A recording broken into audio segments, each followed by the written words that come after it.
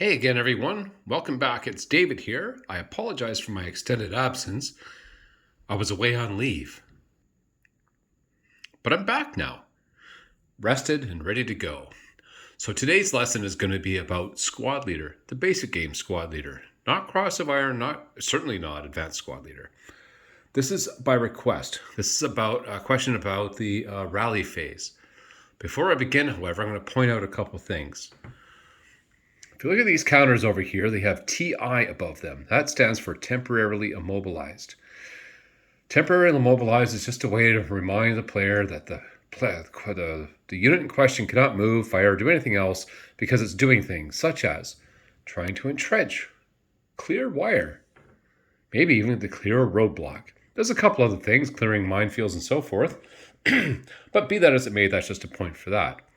Another one, you notice here that the American squad does not have the DM counter placed above it. They are exempt of the effects of desperation morale. When units are placed in desperation morale, refer to the rules. So, let's go on to the sequence. A point to note about the rally phase, there's a number of events that happen. There are 9 events. The player whose turn it is will do all 9 events in sequence. However, the opposite player can attempt to rally his broken units as well as to attempt to repair stuff. Otherwise, it's only the attacking player who does these things, and they're done in exactly this sequence.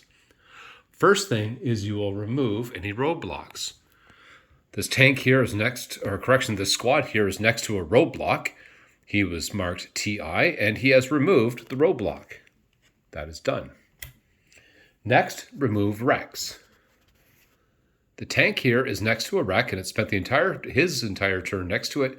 Now it's the next turn. That wreck is removed, and the tank takes its place.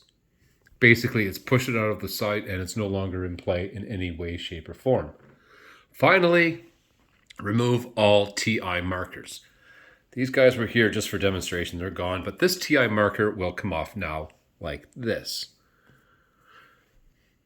Next, you're going to repair malfunctioning AFVs and support weapons. The attacking player first, or the player whose turn it is, will go first. Over here, we see an American with a medium machine gun that's broken. It repairs on a single die roll of 1 or 2 and is removed from play completely on a 6. We'll assume they rolled a 3 and the poor squad is stuck with a broken machine gun. Next, attempt to rally broken units. Again, the American player, it's his turn. He'll go first, followed by his opponent, the German. In this case, the American leader, the 9 over here, attempts to rally, and the DM adds a dice roll modifier of +4. The leader that is attempting to rally that broken leader will have a dice roll modifier of -1 for a net dice roll modifier of +3.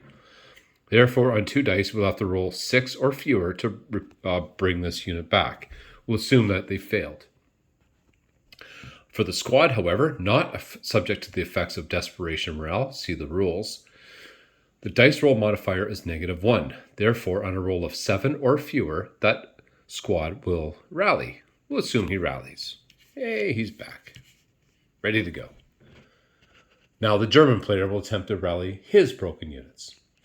Next, if you have anybody with radios or artillery, with radios, they will attempt to establish and then maintain contact. Remembering that to maintain contact, there's a dice roll modifier of -2. And let's see what the Americans need.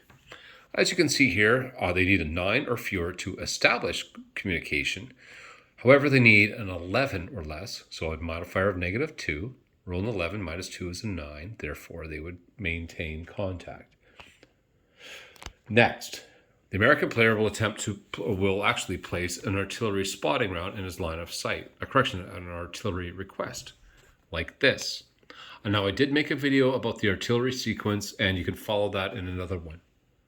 All right, that has been done. So next, if applicable, correct or withdraw spotting rounds and or FFE counters. There are none on the board, so we won't do it.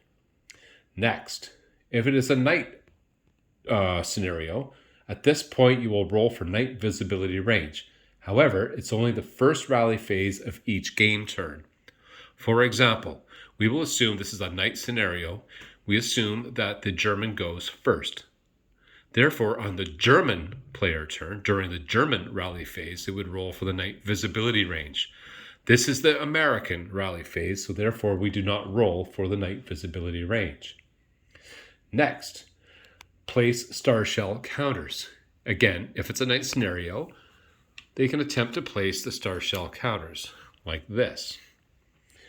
Next, and final one, is to remove DM counters. And this applies for both. This fella here, he's still broken. He was DM and it comes off. Next turn will be easier for him to rally.